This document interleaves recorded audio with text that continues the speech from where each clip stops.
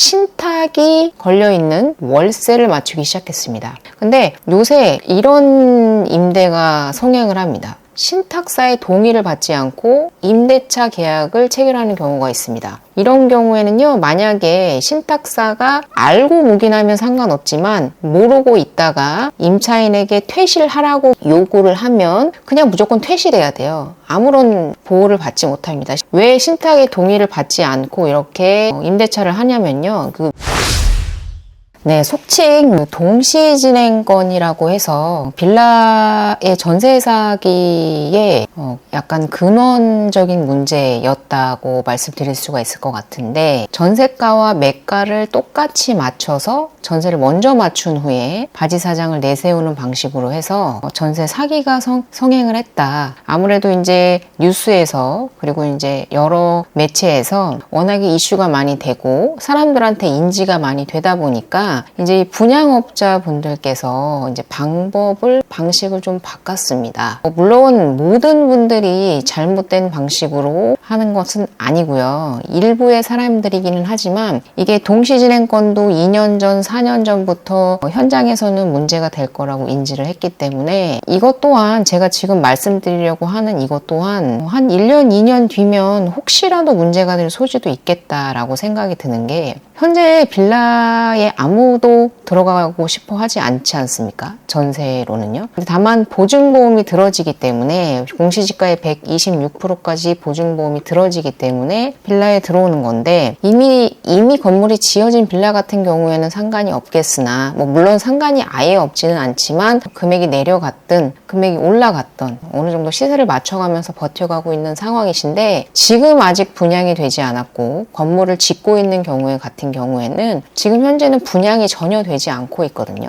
빌라 시장 같은 경우에 분양이 완전히 얼어붙어서 요새는 매매 거래가 쉽지 않다. 그래서 지은 것도 미분양이 속출을 하고, 분양업자죠. 빌라 같은 경우에는 가지고 가시려고 다세대 주택을 짓는 경우는 거의 없다고 본다면, 분양업자분들께서 이제 분양이 안 나가니까요. 전세도 그렇고, 전세가 나가야 투자자가 붙는 건데 전세가 안 나가 버리니까 이제 울며 겨자 먹기로 신탁이 걸려있는 월세를 맞추기 시작했습니다. 그러니까 이제 보통 대출을 받으실 때 신탁 등기를 끼고 대출을 받는 이유는 크게 두 가지가 있는데, 하나는 돈을 많이 땡기기 위해서, 신탁을 끼고 대출을 받는 경우에는 방빼기를 하지 않습니다. 그래서 대출이 많이 나오고요. 그리고 설령 위탁자가 어떠한 문제가 생긴다 하더라도, 돈을 못 내거나 이자를 갚지 못한다는 등 문제가 생긴다 하더라도 문제가 되지 않도록 신탁사가 책임지고 맡아서 건물을 짓는 방식으로 책임준공형으로 신탁을 맡기는 경우가 있는데요. 근데 보통은 담보신탁으로 돈을 많이 빌리기 위해서 신탁을 끼는 경우가 거의 90% 정도 된다라고 보시면 됩니다. 결론적으로는 융자가 되게 많이 잡혀 있어요. 신탁 등기가 되어 있는 경우에는. 다만 그것이 말소 조건이라면 문제가 없겠지만, 이것이 신탁을 유지한 상태에서 월세로 임대를 놓고 있다는 겁니다. 전세가 나가지 않기 때문에요. 이 신탁 등기를 말소하지 않고 그대로 유지한 상태에서 임대에 들어가실 경우에는 반드시 신탁사와 그리고 은행, 우선수익자의 동의를 받는 동의서를 수령하셔야 합니다. 원본 같은 경우에는 당연히 임대인이 수령하시지만 사본을 임차인께서 반드시 수령하셔야 돼요. 근데 그 수령하는 순서가 임차에 들어가기 전일 수도 있고 임차가 들어간 후일 수도 있습니다. 그것은 신탁사에 전화해서 문의하시면 되는데요. 동의서를 어떻게 받으면 되는지에 대해서 설명을 해주시기 때문에 이렇게 하면 문제가 없습니다. 근데 다만 최우선 변제는 못 받을 가능성이 큰 게, 제가 아까도 말씀드렸지만 신탁으로 융자를 최우선 변제 금액을 고려하지 않고 대출을 해주기 때문에, 보통의 경우는 동의서를 받는다 할지라도 신탁사가 최우선 변제 금액을 책임지지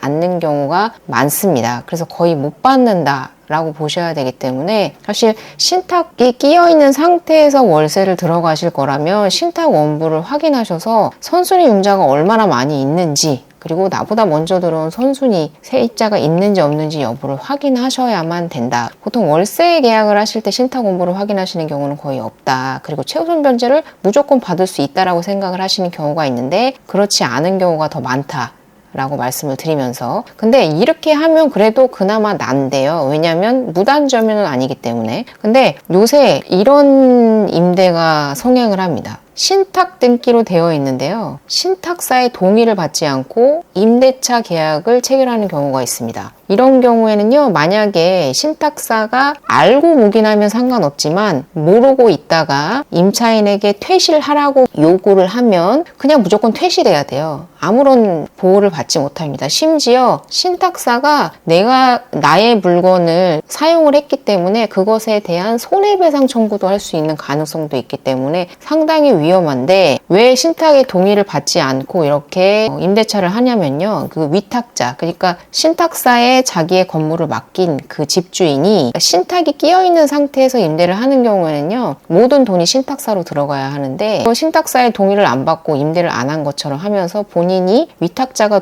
그 돈을 수취하려고 하는 방식입니다. 그렇기 때문에 상당히 리스크가 있고 위험하고요. 보증금 보호 전혀 못 받습니다. 이거는 후순위로 우선 변제권조차도 없고 손해배상도 청구가 가능하기 때문에 상당히 주의하셔야 되는데, 어떤 방식으로 중개를 하시는지는 모르겠으나 동의서를 받지 않음에도 불구하고 문제가 없다라는 방식으로 설명을 하시는 건지, 아니면 보증금이 보통 한 3천에서 5천 정도 되거든요. 근데 그런 보증금을 그냥 내가 보장을 받지 못해도 돼 라는 각서나 서명을 하고 들어갈 임차인이 과연 있을까라고 생각을 해본다면 전혀 문제가 없고 용자가 없다, 깨끗하다라고 설명을 하고 들어가시는 경우가 더 많이 있지 않을까, 제 예상에는 그렇습니다. 근데 요새 동의받지 않은 신탁의 월세를 맞추는 건축 분양업자들이 많이 늘고 있다. 지난번 방송에서도 월세 비중이 56%를 돌파했다고 말씀을 드렸는데, 이러한 이유에서 또 거기에 한 몫을 하고 있습니다. 그러니까 신축 빌라를 분양하지 못하기 때문에 이렇게 신탁이 낀 상태에서 월세를 맞추는 경우가 늘어나면서 월세의 비중이 늘어나고, 그리고 전세가를 공시지가의 126%로 고정시키는 바람에 정부에서 전세가를 통제하고 있는 이런 수준까지 온 상태에서 전세가가 계속 너무 내려가다 보니까 이것을 월세로 전환하면서 월세가가 올라가고 수익률이 올라가니까 월세 전환율이 높아지면서 56%, 그러니까 절반이 넘어가는 그런 상황까지 발생을 한 거죠. 근데 서민들은 보통 빌라에서 주거 사다리 역할로 빌라를 먼저 입주를 하고 그 다음에 작은 아파트, 그 다음에 중형 아파트, 대형 아파트 이런 식으로 옮겨가는 것이 일반적인데, 이렇게 빌라를 어거지로 누르고 그리고 이런 사기와 같은 사건 사고들로 인해서 부정적인 인식이 팽배한 상황에서 소형 아파트 쪽으로 전세의 수요가 이전하면서 지금 전세가가 상당히 많이 상승을 하고 있거든요. 소형 아파트의 전세가 많이 오를 거라고 예상이 되고, 사실 전세가가 밀어 올려진다는 거는 사실 매가에도 영향을 준다는 거거든요. 근데 이번 주 기사자로 서울의 매매가 하락세가 멈췄다라는 기사가 났는데요. 이제 드디어 14주 연속 계속해서 매매가가 하락하던 것이 보합세로 돌아섰다라고, 작은 기사이지만 사실 이게 한 주, 두 주 가지고 뭔가를 설명할 수 있는 건 아니지만, 어찌됐건 빌라 기피 현상 때문에 소형 아파트에 대한 수요가 다시 한번 각광을 받는 시기가 오지 않을까라고 생각이 듭니다. 최근 선거 판세를 보면은 범야당 쪽이 강세가 두드러지는 것 같습니다. 그 한동훈 선거위원장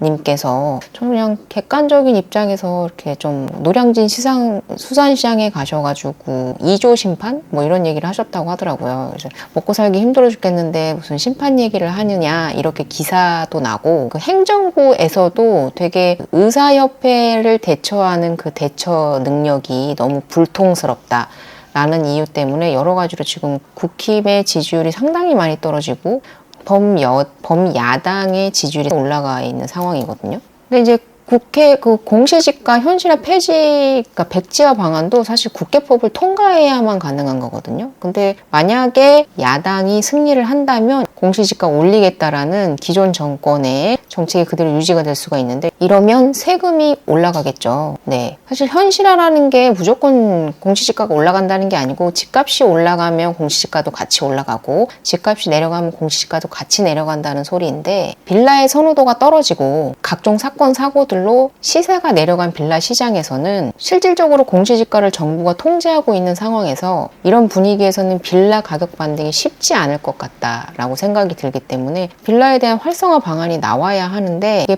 야당에서는 이 빌라에 대한 정책을 제가 뚜렷하게 보지 못한 것 같아요. 물론 뭐 발표를 하셨겠지만 제가 못 본 건지, 이게 서민의 주거사다리 역할을 하는 빌라가 이렇게 거래가 죽고 이제는 뭐 안 팔리니까 짓지도 않는 상황이란 말이죠. 그렇기 때문에 이제는 정부가 나서서 빌라를 10만 채를 사들이거나 건설 매입을 하겠다고 10만 호를 뉴 빌리지 방안을 발표하기도 한 건데, 인식의 개선이 뭐 우선이라고 생각을 하고요. 그리고 정부의 재산권 통제, 사실 126% 안으로 들어오지 않으면 전세에 들어오지 않고 있는 건 진짜 정부에서 거의 빌라의 전세가를 통제하고 있는 것과 다름없기 때문에 이런 재산권 침해에 대한 부분도 해결해 주셔야 되는 부분이다 라고 생각을 합니다. 그래서 빌라 시장이 지금 상당히 어렵습니다. 근데 그러한 가운데 분양업자분들도 어떻게든 살아남기 위해서 이러한 방식으로 분양을 하고 임대를 맞추는 거지만, 임차인분들께서는 상당히 주의하셔야 한다. 이 신탁 임대차라는 거는 상당히 주의를 기울여서 들어가셔야 된다. 만약에 신탁에 들어가시려면 보증금을 최대한 낮추시기 바라겠습니다. 그렇게 저는 추천을 드리고요. 보증금을 최대한 낮추고 신탁 동의서까지 받은 후에 들어가셔라. 신탁 동의서 없이 들어가는 것은 절대 금물이다. 그렇게 추천하시는 경우가 있다면요, 그 부동산과는 거래하지 않는 게 좋다고 저는 생각을 합니다. 네, 오늘은 여기까지 마치고요. 다음 영상에서 또 찾아뵙도록 하겠습니다. 주말 잘 보내시고요. 도움이 되셨다면 구독과 좋아요를 부탁드리겠습니다. 감사합니다.